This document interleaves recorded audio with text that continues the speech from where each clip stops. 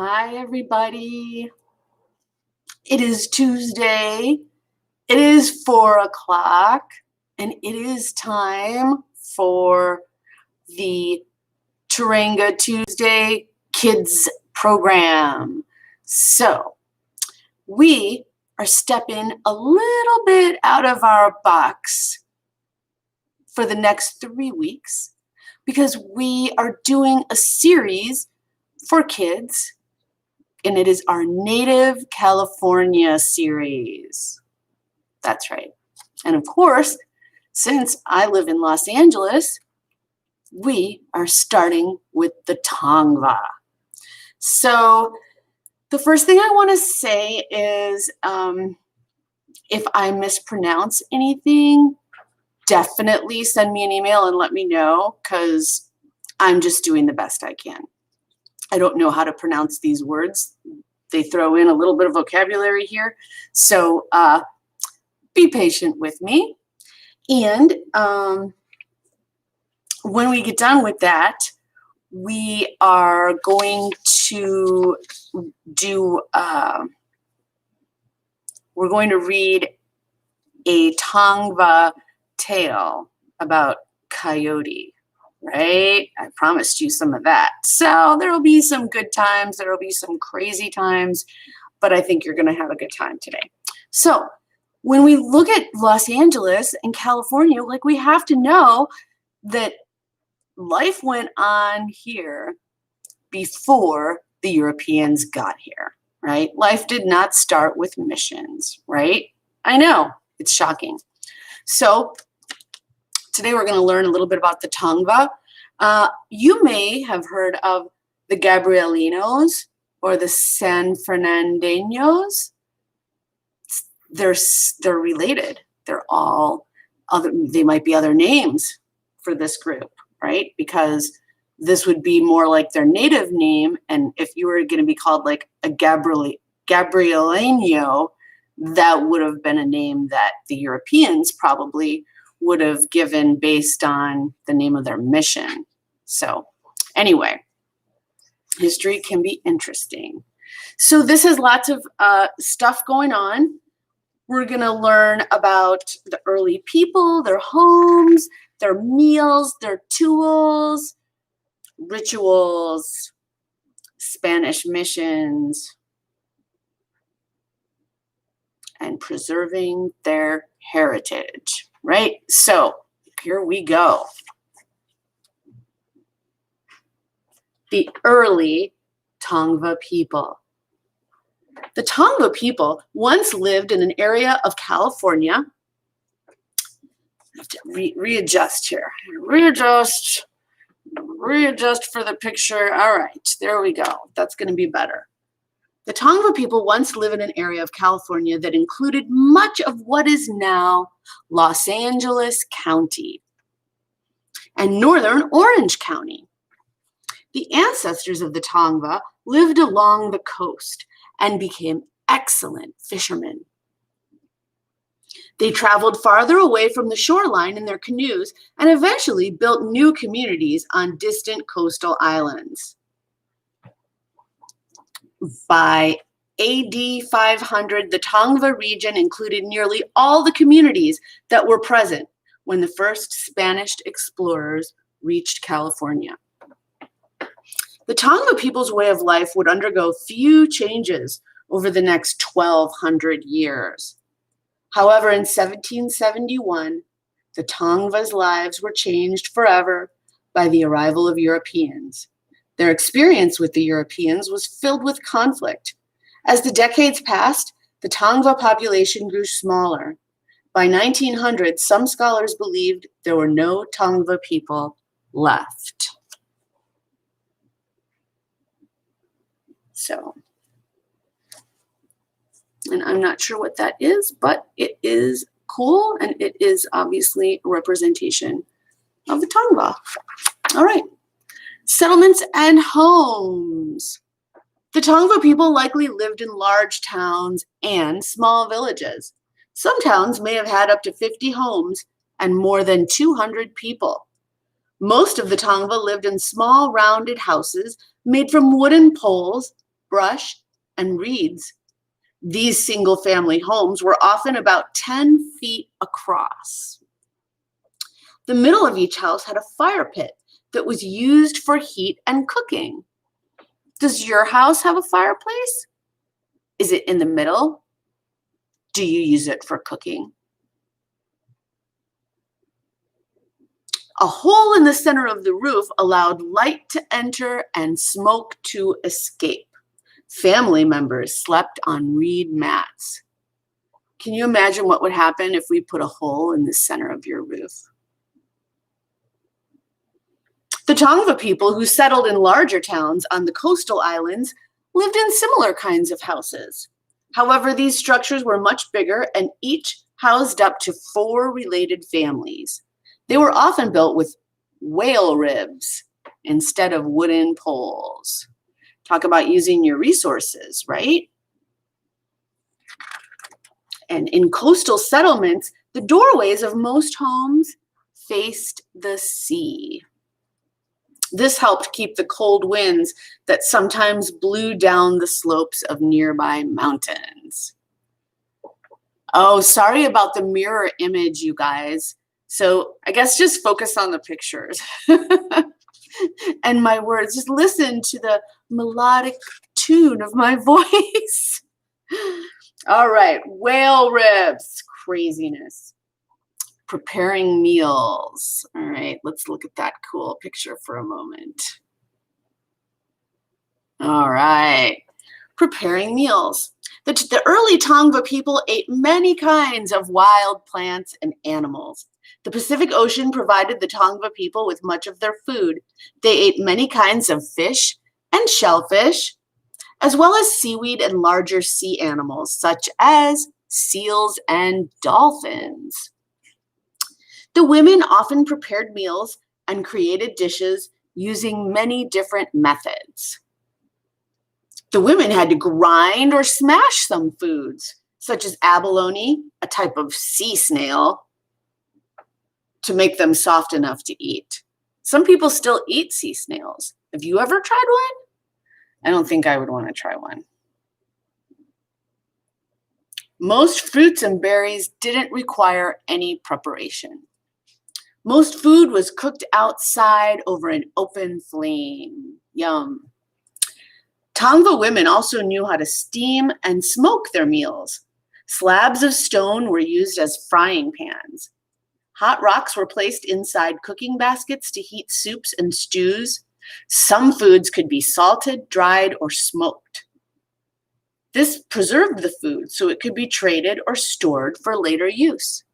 Can you think of a food that you would want to store for later use that might be smoked or dried or salted or all three?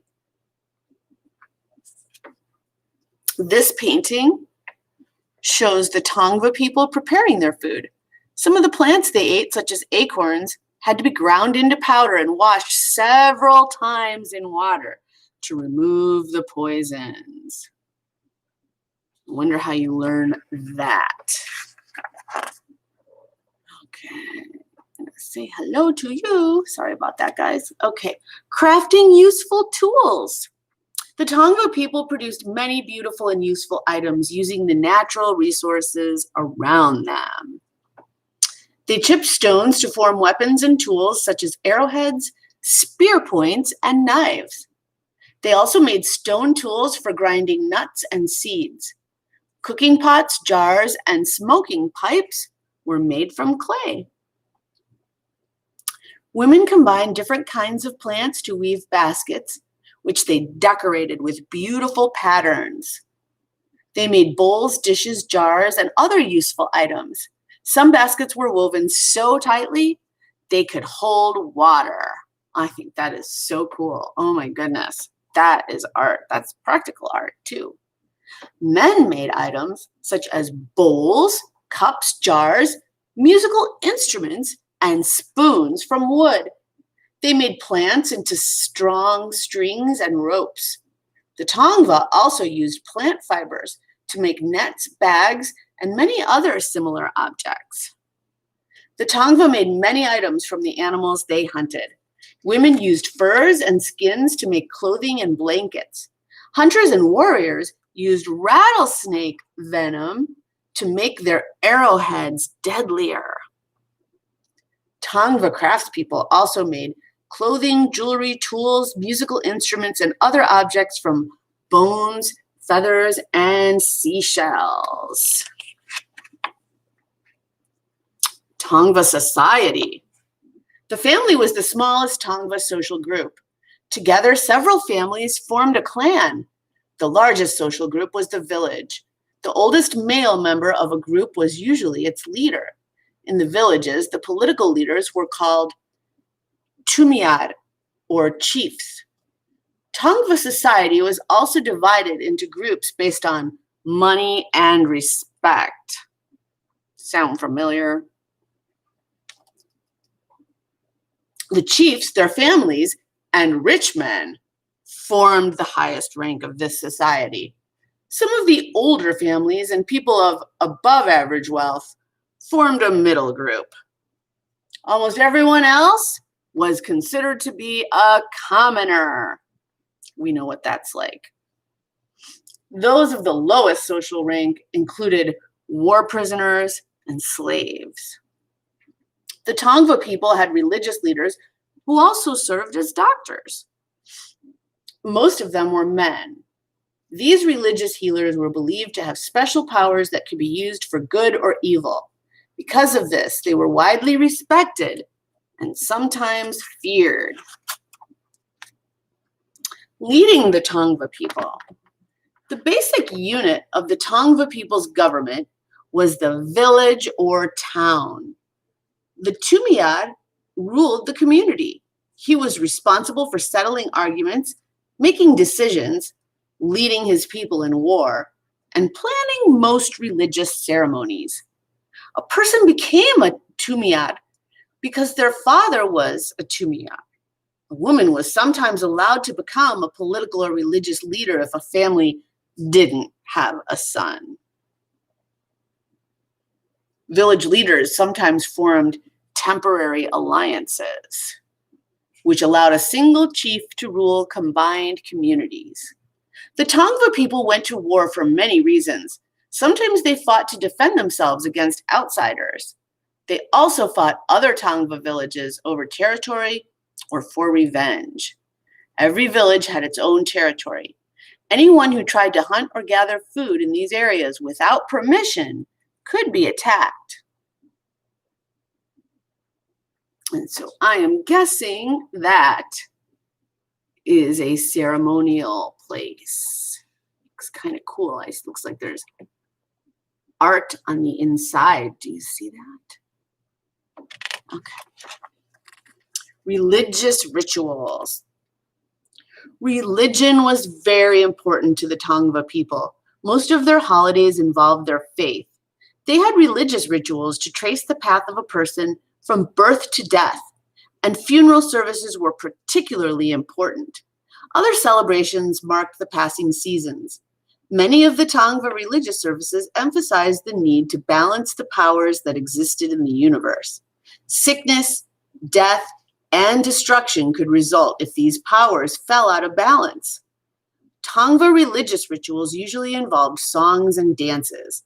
The men often performed sacred dances while the women sang. Religious leaders wore special clothing and paint that made them look like animals or supernatural beings. The Tongva people created rock art. Sometimes they used paint to mark rocks with pictures called pictographs. Sometimes they scratched symbols into the outer surface of rocks to make petroglyphs.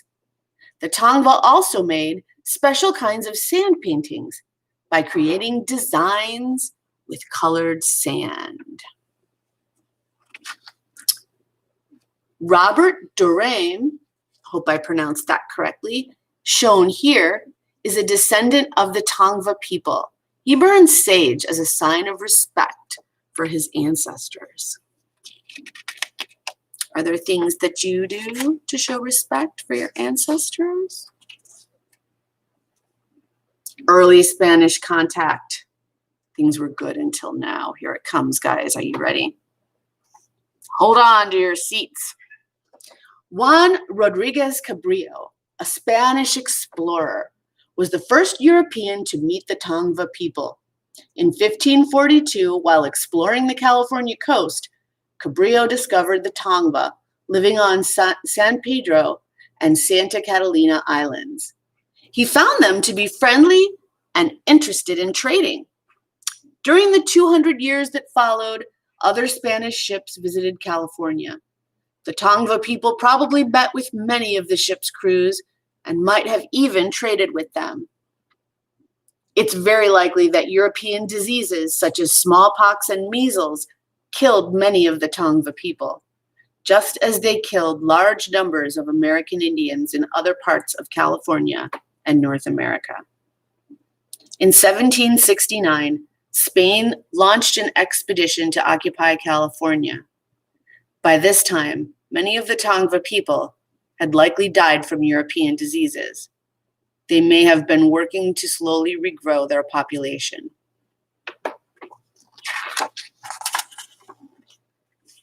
In the mid-1700s, Carlos III, King of Spain, began to worry that another country might occupy California. Wouldn't want that. In 1769, he sent an expedition to bring the region under Spanish control. In 1771, the Spanish established Mission San Gabriel in California. Missions were centers of religious instruction and communities in which Europeans taught their ways of life. They were also outposts where Spanish officials worked with American Indians toward common goals. Maybe. The missionaries needed to get the American Indians to live and work at the missions. Well, yeah, because they had a job to do, right? Get them all over here so we can tell them how to think. Some Tongva people were drawn in by the steel weapons, new animals, and new foods the Spanish brought with them. Others were unsure about these gifts. Most of the people at the missions thought they would be able to keep their traditional ways of life. However, it was soon obvious there was no place in the missions for the Tongva faith.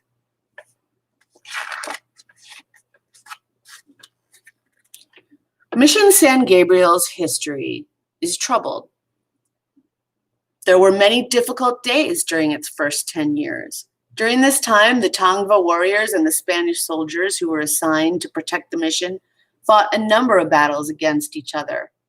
In one of these conflicts, the soldiers started trouble with the American Indians, cruelly attacking one of the Tongva women. The mission priests and American Indians demanded that the governor of California punish the troops. San Gabriel was soon hit by another disaster.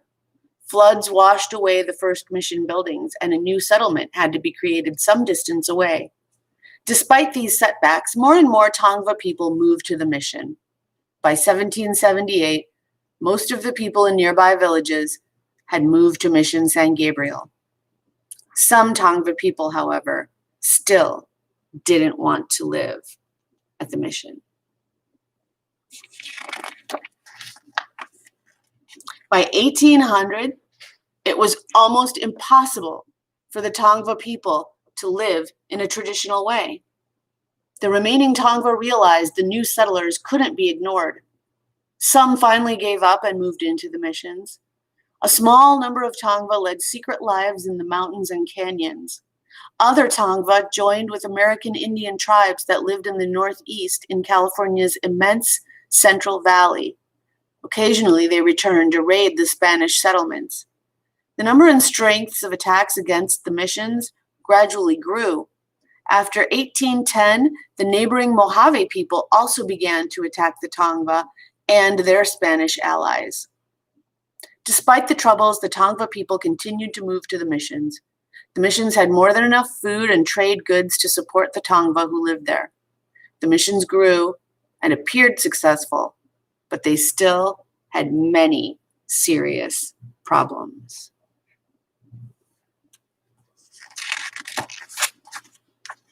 By 1822, Spain had abandoned its claim to California and Mexico took over. The Tongva people living in the area were now citizens of Mexico. Mexican officials wanted to end the missions and promised the Tongva neophytes complete control of their towns and all other mission property.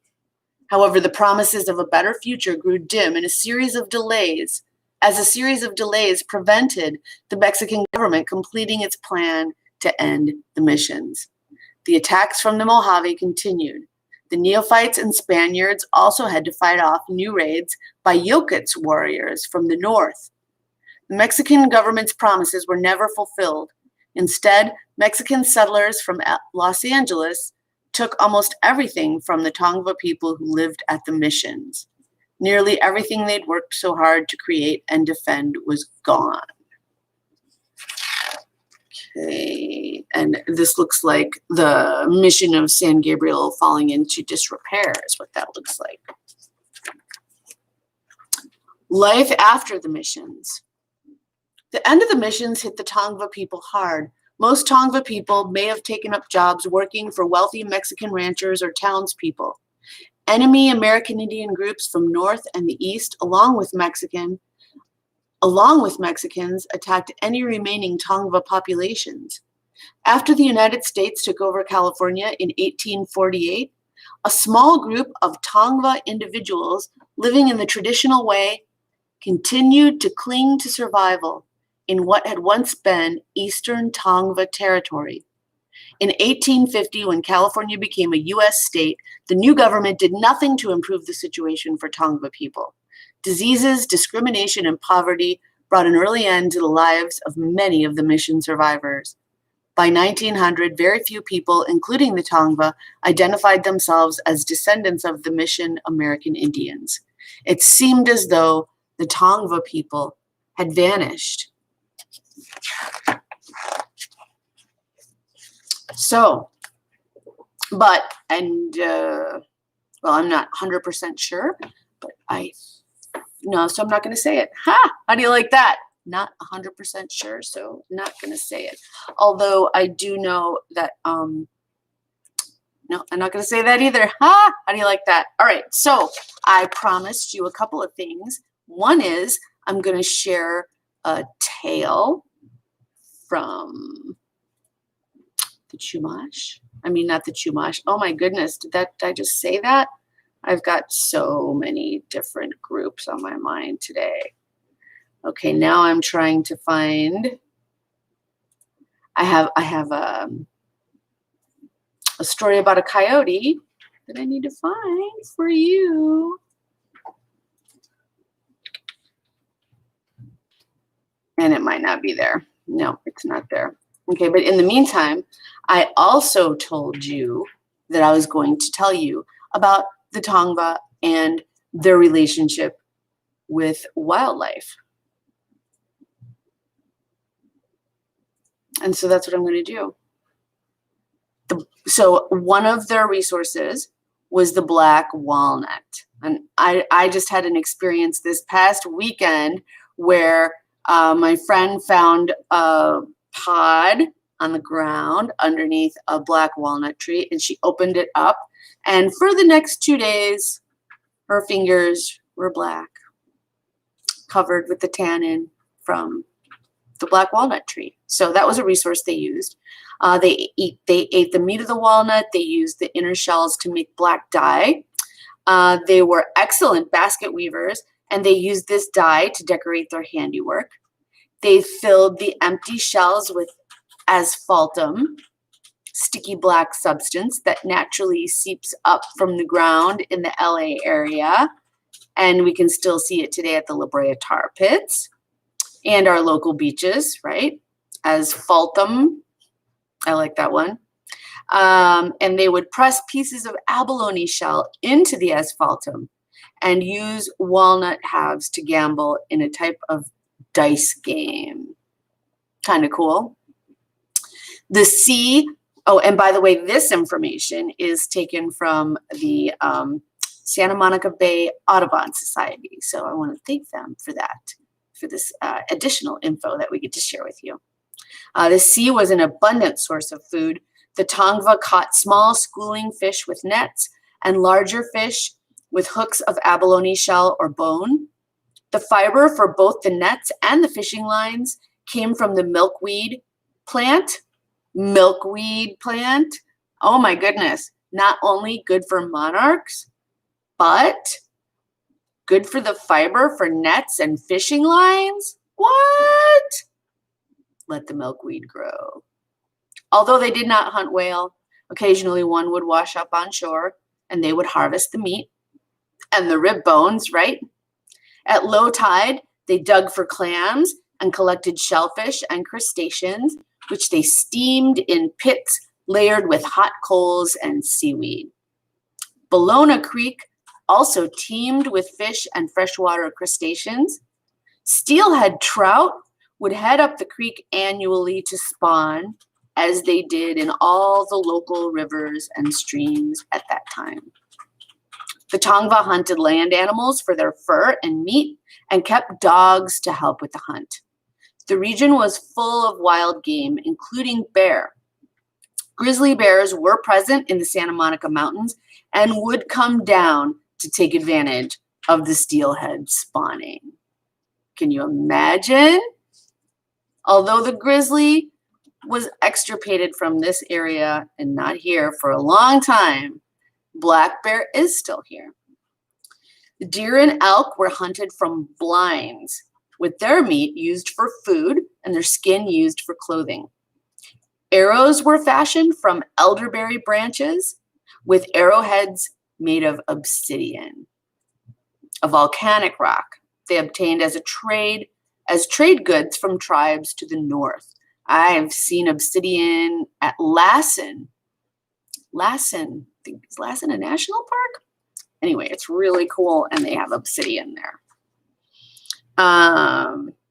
Sometimes a hunter would dress in a full deer skin, head, antlers, and all, and stand downwind from a herd of deer. Hunters would also rub their bodies with California sagebrush to camouflage their scent. Talk about a cool adaptation for survival. This would allow them to get close enough to make a clean kill. Smaller animals were also important to the diet. Burrowing animals were smoked out of their holes and rabbits were herded into nets. According to village edict, a hunter or fisherman was required to share his catch with the rest of the group. This rule helped to prevent hoarding and enhance group survival. So that is kind of cool info. And then I just have a really short, very short story from the Tongva about Coyote, who is so prevalent in Native American folklore as the trickster. And so I don't know if he's really the trickster here. I think in this particular story, you'll have to decide. But this is called Coyote and Beetle. Once the coyote came upon a pinacate. I think that's a black beetle. In the position with his head to the ground. Have you ever seen a stink bug with his head down and his butt up in the air? So apparently Coyote comes across the beetle who's doing that. And he says, "Hey, I'm about to eat you." And the beetle says, "Oh, no." He says, "The reason my head is so low is I'm listening to what they say in the other world.